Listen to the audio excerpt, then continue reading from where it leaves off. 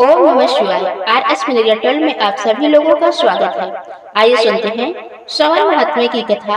अध्याय 6। एक समय कैलाश पर्वत पर माता पार्वती भगवान शिव से विनम्रता पूर्वक कहा, हे देवाधिदेव, आपने श्रावण मास की महिमा के अनेक रहस्य बताए हैं। अब कृपा करके ऐसी कथा सुनाइए जिससे यह ज्ञात हो कि श्रावण में की गई सच्ची भक्ति किस प्रकार भक्ति के जीवन को बदल देती है और भगवान किस प्रकार अपने भक्ति की परीक्षा लेकर उसे परम फल प्रदान करते हैं। भगवान शिव मुस्कुराए और बोले, हे गिरिजा, यह कथा अत्यंत पवित्र और कल्याणकारी है।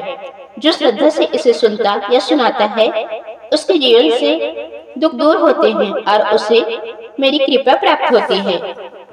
बहुत समय पहले एक छोटे से गांव में शिवदास नाम का एक गरीब ब्राह्मण रहता था। उसके पास धन संपत्ति नहीं थी, परंतु उसका हृदय भगवान शिव की भक्ति से भरा हुआ था। वह प्रतिदिन प्रातःकाल नदी में स्नान करके शिवलिंग पर जल अर्पित करता, बेलपत्र चढ़ाता और ओम नमः शिवाय मंत्र का जाप करता था। उसकी पत्नी गौरी भी अत्यंत धर्मपरायण थी। दोनों पति पत्नी गरीबी में भी कभी भगवान की पूजा नहीं छोड़ते थे। कई बार घर में भोजन नहीं होता था, फिर भी वे किसी भूखे को बिना भोजन कराए स्वयं भोजन नहीं करते थे। कुछ समय बाद श्रावण मास का आगमन हुआ। पूरे गांव में उत्साह छा गया। मंदिरों में घंटियां बजने लगी, शिव भक्त कावड़ लेकर आने लगे और हर ओर बोल बम तथा हर हर महादेव का जय घोष होने लगा। शिवदास ने निश्चय किया कि इस बार वह पूरे श्रावण मास में प्रतिदिन शिवजी का रुद्राभिषेक करेगा। लेकिन उसके पास दूध, दही, घी, शहद और शक्कर जैसी सामग्री खरीदने के लिए धन नहीं था। वह उदास होकर मंदिर पहुंचा और बोला, हे भोलेनाथ, मेरे पास आपको अर्पित करने के लिए केवल जल और कुछ बेलपत्र हैं। यदि आप इन्हें स्वीकार कर लें तो मेरा जीवन सफल हो जाएगा। भगवान शिव अपनी भक्ति की सरलता देखकर अत्यंत प्रसन्न हुए। उसी समय कैलाश पर माता पार्वती ने पूछा, प्रभु, यह भक्त इतना निर्धन है, फिर भी आपकी भक्ति में कभी कमी नहीं आने देता। क्या आप इसकी सहायता नहीं करेंगे? भगवान शिव बोले, देवी, पहले इसकी श्रद्धा की परीक्षा होगी। सच्चा भक्त वही है जो विपत्ति में भी भगवान शिव का साथ न छोड़े। अगले ही दिन शिवदास जब जंगल में बेलपत्र लेने गया तो उसे मार्ग में एक थैली मिली। उसमें सोने की असरफियां भरी हुई थी। उसके मन में विचार किया, यह धन किसी का होगा। यदि मैं इसे रख लूं तो यह चोरी होगी। वह पूरे गांव में उस थैली के स्वामी को खोजने लगा। कई घंटे बाद एक वृद्ध व्यापारी रोता हुआ मिला। उसने बताया कि उसकी सारी जीवन भर की कमाई खो गई है। शिवदास ने तुरंत पूरी थैली उसे लौटा दी। व्यापारी ने प्रसन्न होकर आधा धन देने की इच्छा प्रकट की, लेकिन शिवदास ने विनम्रता से कहा, मुझे केवल भगवान का आशीर्वाद चाहिए। यह देखकर भगवान शिव अत्यंत प्रसन्न हुए। कुछ दिनों बाद फिर परीक्षा आई। भयंकर बारिश हुई, नदी में बाढ़ आ गई। शिवदास का छोटा सा घर गिर गया। उसके पास रहने के लिए स्थान भी नहीं बचा। गांव के लोगों ने कहा, इतनी पूजा करने से क्या लाभ हुआ? भगवान ने तुम्हें क्या दिया? शिवदास मुस्कुराकर बोला, भगवान मुझे मेरी श्रद्धा की परीक्षा दे रहे हैं। उनका प्रत्येक निर्णय मेरे कल्याण के लिए है। उसकी पत्नी ने भी कहा, जो शिव पर विश्वास रखता है वह कभी निराश नहीं होता। दोनों मंदिर के बरामदे में रहने लगे और वहीं से भगवान की पूजा करते रहे। एक दिन एक साधु वहां आए। उन्होंने भोजन मांगा। घर में केवल थोड़ा सा आटा बचा था। पत्नी ने उसी से रोटियां बनाई और साधु को खिला दिया। स्वयं दोनों पति पत्नी भूखे ही सो गए।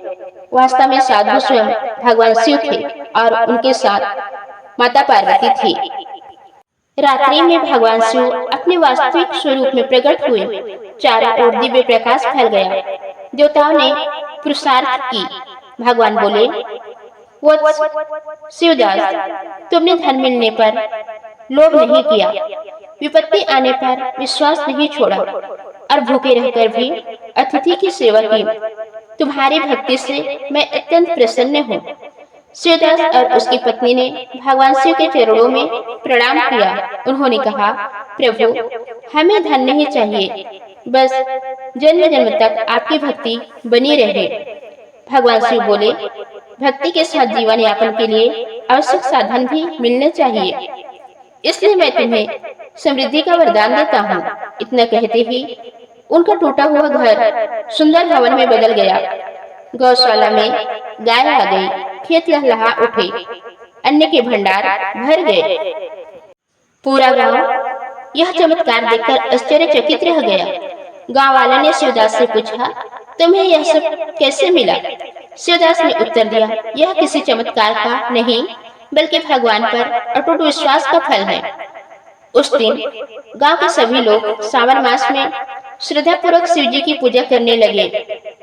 कुछ समय बाद उसी राज्य में भीषण अकाल पड़ा, वर्षा बंद हो गई, नदियां सूखने लगी और लोग संकट में पड़ गए। राजा ने अनेक यज्ञ करवाए पर वर्षा नहीं हुई। तब राजपुरोहित ने कहा, राजन, आपके राज्य में शिवदास नाम का महान शिव भक्त रहता है। यदि वह भगवान शिव से प्रार्थना करेगा तो निश्चित वर्षा होगी। राजा स्वयं शिवदास के पास पहुँचे। शिवदास ने कहा, राजन, वर्षा कराने की शक्ति मुझ में नहीं, केवल भगवान शिव में है। आइए हम सब मिलकर सच्चे मन से उनका स्मरण करें। सावन के सोमवार को पूरे राज्य के लोगों ने व्रत रखा। सभी ने शिवलिंग पर गंगाजल, जल, बेलपत्र, धतूरा और पुष्प अर्पित किए। सभी ने एक स्वर में ओम नमः शिवाय का जाप किया। भक्तों की सच्ची पुकार सुनकर भगवान शिव प्रसन्न हुए। देखते ही देखते आकाश में बादल छा गए, तेज वर्षा होने लगी, सूखी धरती फिर से हरी भरी हो गई, किसानों के चेहरे खिल उठे। राजा ने घोषणा की कि प्रत्येक श्रावण में पूरे राज्य में शिव पूजन और अन्नदान किया जाएगा। शिवदास ने लोगों को समझाया, भगवान शिव केवल धन या वस्तुओं से प्रसन्न नहीं होते, वे श्रद्धा, सच्चाई, सेवा, दया और निष्काम भक्ति से प्रसन्न होते हैं।